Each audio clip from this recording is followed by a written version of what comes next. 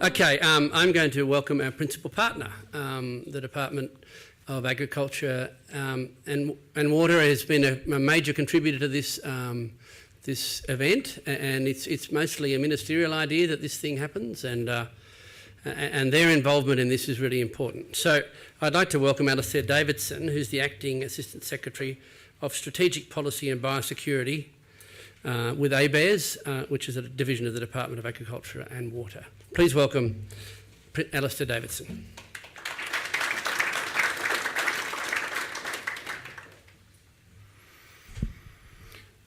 Thanks very much, Mike. Good morning. And on behalf of the Australian Government Department of Agriculture and Water Resources, welcome everyone to GrowAg Summit 2016. I would like to acknowledge the Wiradjuri people, who are the traditional custodians of this land on which we are meeting today. I would also like to pay respect to the elders of the land, both past and present, and extend that respect to other Aboriginal and Torres Strait Islander peoples who are in attendance today. Welcome. I'm speaking on behalf of the Departmental Secretary, Daryl Quinlivan, who can't be with us today, or the rest of this week. Daryl asked me to pass on his best wishes to all delegates and attendees, and to encourage them to think outside the square when taking part in discussions, both formal and informal, over the next 3 days. He also asked me to congratulate RERDC and the conference organisers for their dedication and hard work in bringing together an impressive lineup of speakers and an equally impressive group of young and innovative farmers, technicians, innovators, agribusiness people, among others, all part of the innovation system. This is particularly pleasing to see as the department is the principal partner in this summit. Over the next few days, we'll focus on innovation and the role of new technologies and business practices in driving agricultural productivity and profitability. Innovation is fundamentally about experimentation, and that involves the acceptance or tolerance of the risk of failure. In agriculture, such experimentation generally takes place on the ground, generally by farmers themselves, the reward being profitability and, in many instances, a more sustainable use of natural resources. What I want to do this morning is a bit of scene setting from 40,000 feet. I want to highlight why innovation in agriculture is vital for maintaining and improving our international competitiveness. Being part of ABARES, the Australian Bureau of Agriculture and Resource Economics, which is the research division of the Department of Agriculture, I bring a particular perspective. With that in mind, I'll talk about global food opportunities and some challenges that government and industry face in promoting productivity. Projected growth in global food demand is creating substantial opportunities, but the extent to which we're able to capitalise on these opportunities will depend on addressing some of these challenges. What's happening to global food demand is a good place to start. ABARES has done quite a bit of work on this recently, looking long-term to 2050. It's based on assumptions about global population, which is projected to reach 9.3 billion by 2050, and average per person income, which is projected to increase by over 120% over the same period. Our modelling also takes into account increasing urbanisation, especially in developing countries, where higher incomes will enable consumers to have a more diverse and higher valued diet. Based on these assumptions, world demand is set to expand by 75% between 2007 and 2050. Almost 3/4 of that growth will be in Asia, where we project food consumption to more than double by 2050. For many agricultural products, much of the increased consumption in Asia will be met through higher production in Asian countries themselves. In recent decades, Asia has accounted for about 50% of the growth in global agricultural production.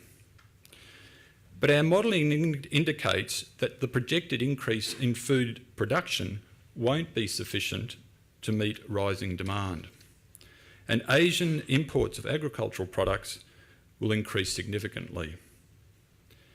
The expected growth in global food demand presents export opportunities for Australian agriculture. But these opportunities will vary by country and by product, each demanding their own innovative business approaches. ABARES has published a series of country analyses. So far we've completed what Asia wants, what Indonesia wants, what India wants and what China wants. There's no doubt that China will feature prominently. China will be the country with the most significant growth in food consumption towards 2050, and domestic production increases in China will not be sufficient to meet new demand.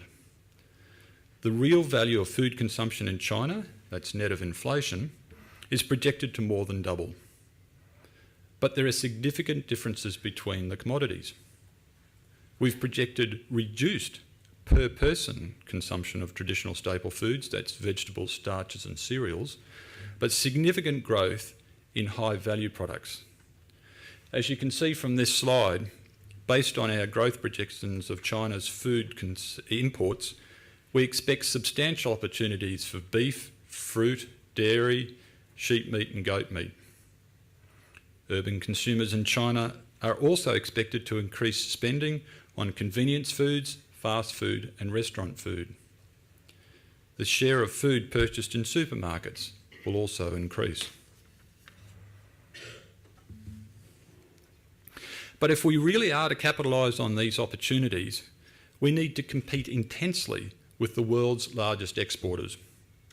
Australia has numerous competitors, each vying for space in agricultural markets around the world. So what's the key to improving our competitiveness? We hear calls for farmers to differentiate their products in some way, to develop niche, high-value products and markets. Such strategies can be very profitable for some, perhaps some of you here today. But by and large, the key to making the most of the future opportunities lies in improving the efficiency of Australia's agricultural sector. This is particularly true for products that are traded as commodities on world markets, where there are limited opportunities for product differentiation and little influence over price. We should, however, see this challenge as something to inspire us rather than as a constraint to hold us back.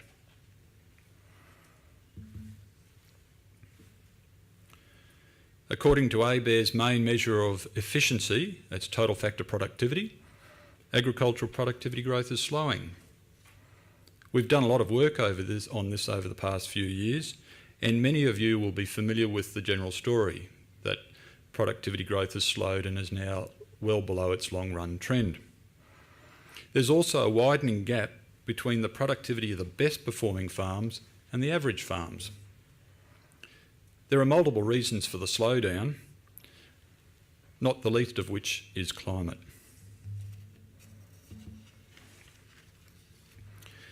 Changing rainfall patterns is one of our big challenges and the target of significant R&D activity. This map, produced by the Australian Export Grains Innovation Centre, shows what's been happening over the past 15 years compared to historical records. The end result is a contraction in the area suitable for dryland cropping. We're seeing greater deterioration in productivity along the inland fringes of the cropping zone. The need for innovative on-farm solutions to changing climate patterns is well appreciated. Improvements in seasonal forecasting and greater use of financial risk management tools will also be important to assist in farm decision making. Notwithstanding this challenge, we need to keep pursuing productivity.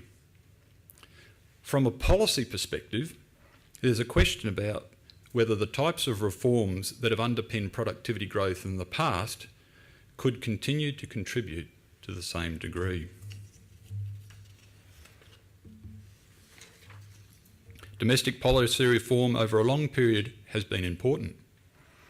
Australia benefited from a raft of agricultural reforms throughout the 1980s and 1990s, including phasing out of price supports, marketing schemes in industries such as dairy, wool and wheat, and the removal of various trade barriers.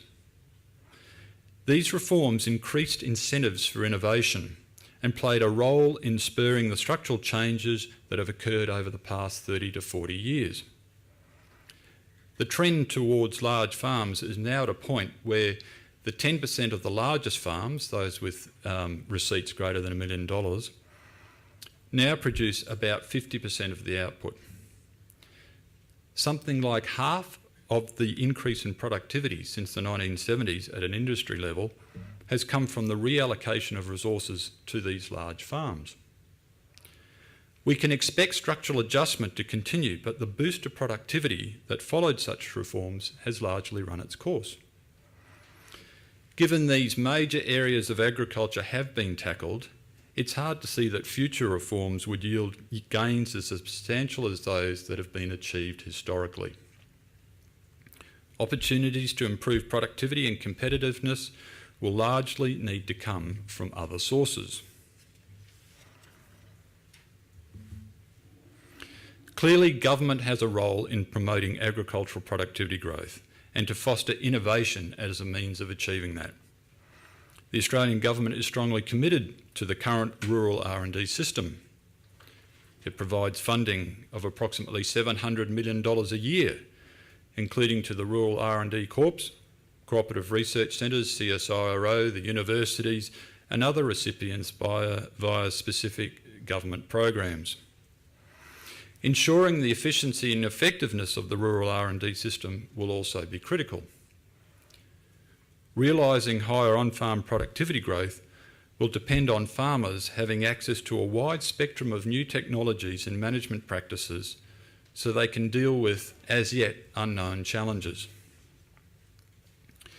Negotiating greater market access is also a priority, whether through free trade agreements or chipping away at specific importing country requirements on behalf of our exporters. Free trade agreements can influence productivity growth, and not just through cheaper access to inputs. A more open economy enhances the availability of new technologies and in turn the serendipitous nature of innovation. Encouraging investment in infrastructure will also be important.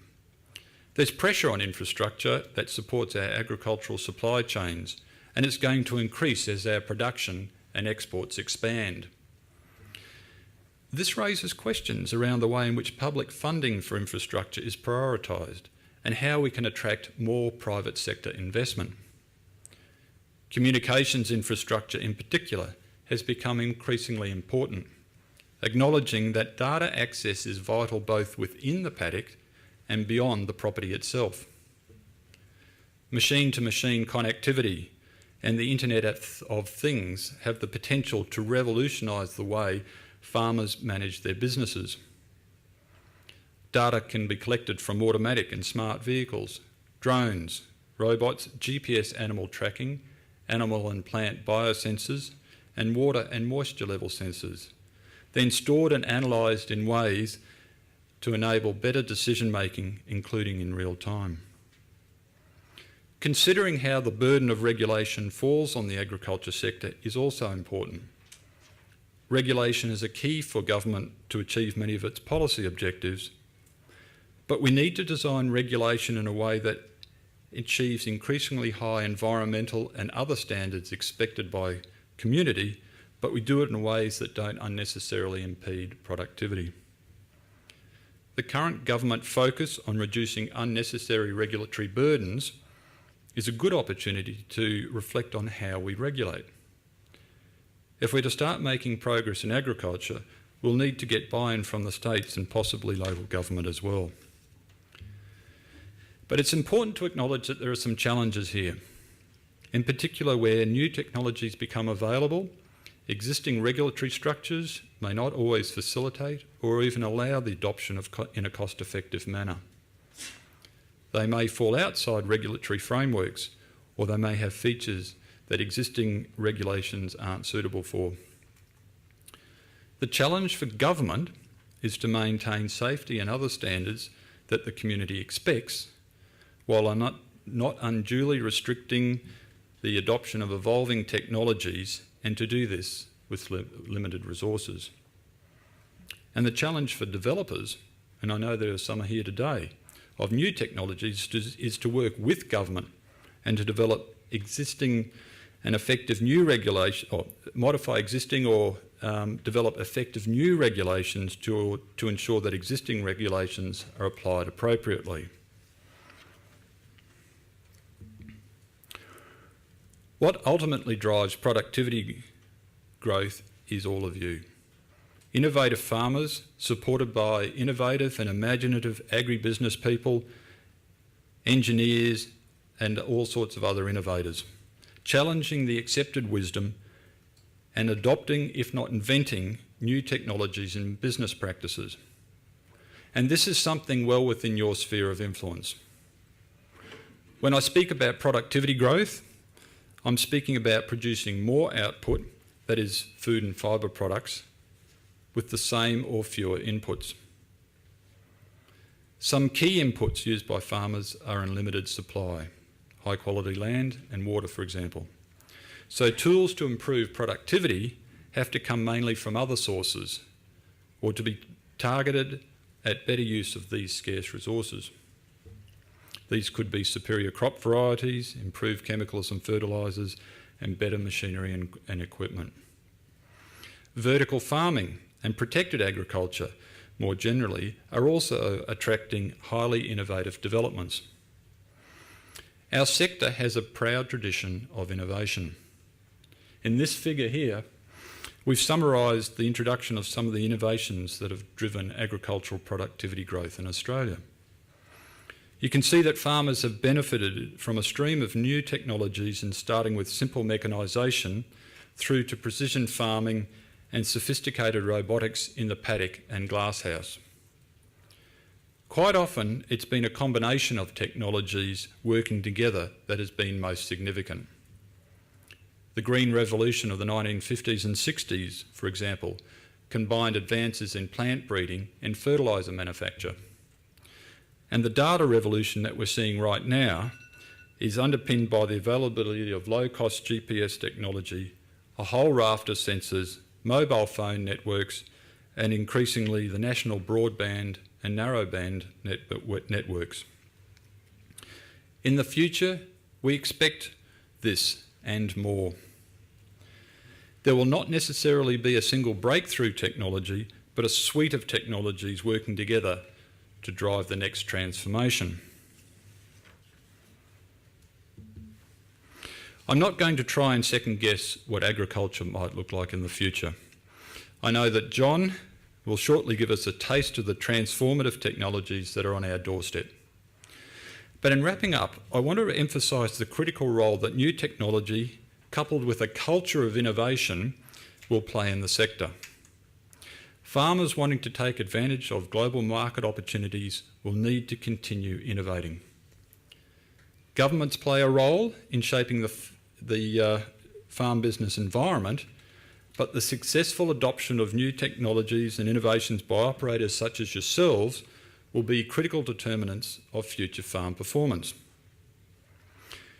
We used to have a saying on the farm that you could make more money from a day in the office than from a day in the paddock. The challenge was, of course, to leave the paddock. And I know it's not easy for many of you to leave your farms or the places where you work, but I hope that you'll find a day at this summit far more valuable than a day in either the paddock or the office. I'm very excited about where the next 3 days might take us. If you haven't already, it's worth planning how to make the most of every opportunity over the course of the summit. It's critical that you talk and network, as I'm sure you will, as this is the power of these types of forums. I wish you all a very successful summit and hope that you leave with at least one transformative idea that you want to pursue. If just one transformative idea emerges and it's adopted, then the government's investment will have been repaid over and again. Thank you.